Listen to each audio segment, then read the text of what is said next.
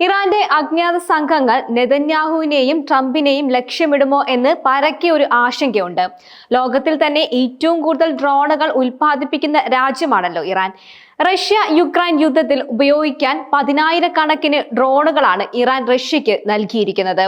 ഇതിന് പകരമായി ഇറാന് റഷ്യ എന്തൊക്കെയാണ് നൽകിയതെന്നും പ്രമുഖ അന്താരാഷ്ട്ര മാധ്യമങ്ങൾ ചർച്ച ചെയ്യുകയാണ്. അമേരിക്കയെ പോലും ആക്രമിക്കാൻ തയ്യാറാണെന്ന് ഇറാൻ പരസ്യമായി പ്രഖ്യാപിച്ചതോടെയാണ് ഈ കൊടുക്കലും വാങ്ങലും പരിശോധിക്കപ്പെടുന്നത്. 3 വർഷങ്ങൾക്കിടയിലും യുക്രൈന് നേരെ യുദ്ധം പ്രഖ്യാപിച്ചിട്ടില്ലാത്ത റഷ്യ ഇതുവരെ വൻ പ്രഹരശേഷിയുള്ള ആയുധങ്ങളും പ്രയോഗിച്ചിട്ടില്ല. പഴയ സോവിയറ്റ് യൂണിയന്റെ ഭാഗമായിരുന്ന യുക്രൈനിലെ ജനതയോടുള്ള വൈകാരികമായ ബന്ധമാണ് യുദ്ധപ്രഖ്യാപനത്തിൽ നിന്നും റഷ്യയെ പിന്നോട്ടടിപ്പിക്കാനുള്ള കാരണം. അതുകൊണ്ട് തന്നെ ജനവാസ കേന്ദ്രങ്ങളും റഷ്യ ആക്രമിച്ചിട്ടില്ല. ജൂതവംശജനായ യുക്രൈൻ പ്രസിഡന്റ് വ്ളാഡിമിർ സെലൻസ്കിയെ മുൻനിർത്തി നാറ്റോയാണ് റഷ്യക്ക് നേരെ നിലവിൽ യുദ്ധം ചെയ്തുകൊണ്ടിരിക്കുന്നത്. അതാകട്ടെ ലോകം മനസ്സിലാക്കിയ യാഥാർത്ഥ്യവുമാണ്. ഒരു ബോംബിൽ റഷ്യക്ക് തീർക്കാമായിരുന്ന ഈ സൈനിക നടപടി അതിന് തയ്യാറാകാതെ നീട്ടിക്കൊണ്ടു പോകുന്നതിനും പിന്നിൽ റഷ്യക്ക് മറ്റ് പല അജണ്ടയും ഉണ്ടെന്നാണ് നാറ്റോ സഖ്യവും യൂറോപ്യൻ രാജ്യങ്ങളും കരുതുന്നത്. യൂറോപ്പ് കീഴടക്കാനാണ് പുടിൻ തയ്യാറാകുന്നതെന്ന് ഇപ്പോൾ ഏറ്റവും അധികം വിലപിക്കുന്നതും ജർമ്മനി ഉൾപ്പെടെയുള്ള രാജ്യങ്ങളാണ്. ലോകത്തിൽ ഏറ്റവും കൂടുതൽ ആണവായുധങ്ങൾ കൈവശമുള്ള രാജ്യമായതിനാൽ റഷ്യയുമായി ഒരു യുദ്ധം പ്രഖ്യാപനം നടത്താൻ അമേരിക്ക ഉൾപ്പെടെയുള്ള ഒരു രാജ്യവും തയ്യാറാവുന്നുമില്ല. യുക്രൈൻ യുദ്ധത്തെ റഷ്യ സൈനികർക്കുള്ള ഒരു പരിശീലനമായി കാണുന്ന പുടിന്റെ മാനസികാവസ്ഥയല്ല ഇറാനും ഇസ്രായേലിനുമുള്ളത്. ഈ 2 രാജ്യങ്ങൾക്കുമിടയിൽ നടക്കുന്ന ഈ പോരാട്ടം നിലനിൽപ്പിന്റെ പോരാട്ടമാണ്. അമേരിക്ക ഇതുവരെ ഇസ്രായേലിന് വേണ്ടി യുദ്ധമുഖത്ത് ഇറങ്ങിയിട്ടില്ലെങ്കിലും അമേരിക്കൻ ചേരിയുടെ വലിയ സാങ്കേതിക സഹായങ്ങൾ അവർക്ക് തീർച്ചയായും ലഭിച്ചിട്ടുണ്ട്. എന്നാൽ ഇറാനെ സംബന്ധിച്ച് ആ രാജ്യം ഒറ്റയ്ക്കാണ് പോരാട്ടത്തിനിറങ്ങുന്നത്. സ്വയം നിർമ്മിച്ച ആയുധങ്ങളും മരണത്തെ ഭയക്കാത്ത സൈന്യവുമാണ് ഇറാന്റെ പ്രധാന കരുത്ത്. ഈ കരുത്തിലേക്ക് റഷ്യയിൽ നിന്നെത്തിയ ആയുധങ്ങളും തീർച്ചയായും ഒരു ഗെയിം ചേഞ്ചറാണ്. ഡ്രോണുകൾ നൽകിയ ഇറാൻ അത്യാധുനിക ആയുധ ശേഖരണങ്ങൾ നൽകിയാണ് റഷ്യ സഹായിച്ചതെന്നാണ് മൊസാദ് ഉൾപ്പെടെ സംശയിക്കുന്നത്. ഇറാന്റെ ആത്മവിശ്വാസം കൂടാൻ ഇത് ഒരു പ്രധാന കാരണമാകാൻ തന്നെയാണ് സാധ്യത.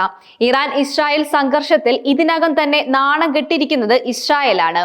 ആർക്കും തടുക്കാൻ കഴിയില്ലെന്ന് അവർ ലോകത്തെ വിശ്വസിപ്പിച്ചിരുന്ന മിസൈൽ പ്രതിരോധ സംവിധാനങ്ങൾ തകർത്താണ് ഇറാന്റെ മിസൈലുകൾ ഇസ്രായേലിലുടനീളം പതിച്ചിരിക്കുന്നത്. ഇസ്രായേൽ നടത്തിയ പ്രത്യാക്രമണത്തിൽ ഇറാന്റെ മിസൈൽ ശേഖരണത്തെ തൊടാൻ പോലും കഴിഞ്ഞിട്ടില്ലെന്ന് ഇറാന്റെ സൈനികവും വ്യക്തമാക്കി കഴിഞ്ഞിട്ടുണ്ട്. ഇറാന്റെ മിസൈൽ ശേഖരണങ്ങൾ എല്ലാം തന്നെ ഭൂഗർഭ അറകളിലാണ് എന്നതാണ് ഇവയെ സുരക്ഷിതമാക്കുന്നത്. മാത്രമല്ല ഇസ്രായേലിനെ ആക്രമിക്കാൻ ഒരു യുദ്ധവിമാനത്തിന്റെ പോലും ആവശ്യമില്ലെന്നതും ഇറാനെ സംബന്ധിച്ച് യുദ്ധമുഖത്ത് നേട്ടമാണ്.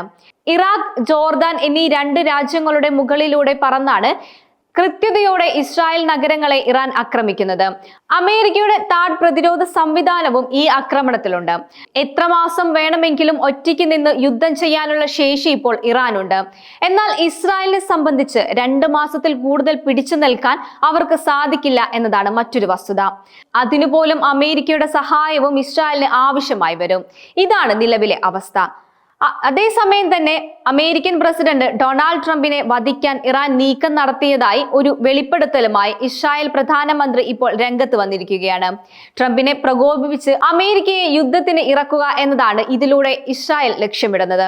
എന്നാൽ ഇത് സംബന്ധിച്ച് കൂടുതൽ പ്രതികരണങ്ങളിലേക്ക് ഇറാൻ കടന്നിട്ടില്ല.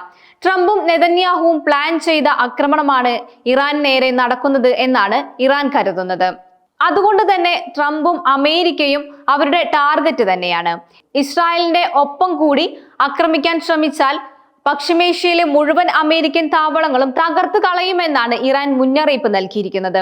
ഇസ്രായേലിലെ ഇറാന്റെ പ്രതികാരത്തിന്റെ ആഴമറിഞ്ഞ അമേരിക്ക ആ സാഹസികത്തിന് ഇനി മുതിരുമോ എന്നതാണ് കണ്ടറിയേണ്ടത്. ഇറാന് നേരെ ആണവായുധം പ്രയോഗിക്കാൻ ഇസ്രായേൽ തീരുമാനിച്ചാൽ അത് സംഘർഷത്തിലേക്ക് നേരിട്ട് റഷ്യയെ കൊണ്ടുവരുന്നതിന് തുല്യമായിരിക്കും. പിന്നെ ഭൂപടത്തിൽ തന്നെ ഇസ്രായേൽ എന്ന രാജ്യം ഉണ്ടാവുക പോലുമില്ല. ഇസ്രായേൽ പദ്ധതി സംബന്ധിച്ച് ഇറാൻ ഭരണകൂടം നിരന്തരമായാണ് റഷ്യയുമായി ആശയവിനിമയം നടത്തുന്നത്. അമേരിക്ക നേരിട്ട് യുദ്ധത്തിൽ പങ്കാളിയാകുന്ന സാഹചര്യവും ഇറാന് നേരെ ആണവായുധം പ്രയോഗിക്കാനുള്ള നീക്കവും ഉണ്ടായാൽ രംഗത്തിറങ്ങാനാണ് റഷ്യയുടെ തീരുമാനം. ഇക്കാര്യം ട്രംപിനെയും പുടിനെയും അറിയിച്ചു കഴിഞ്ഞിട്ടുണ്ട്.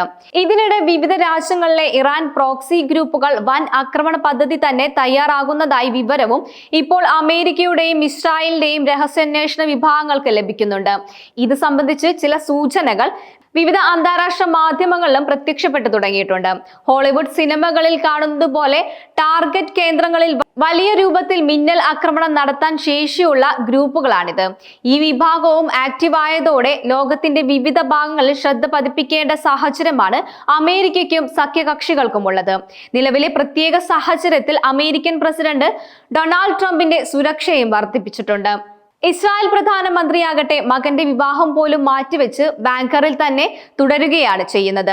ഇറാനെ ആക്രമിച്ചത് വിഡ്ഢിത്തമായി പോയോ എന്ന ചിന്താഗതി ഇസ്രായേലിനകത്തും ഇപ്പോൾ ശക്തമായി തുടരുകയാണ്.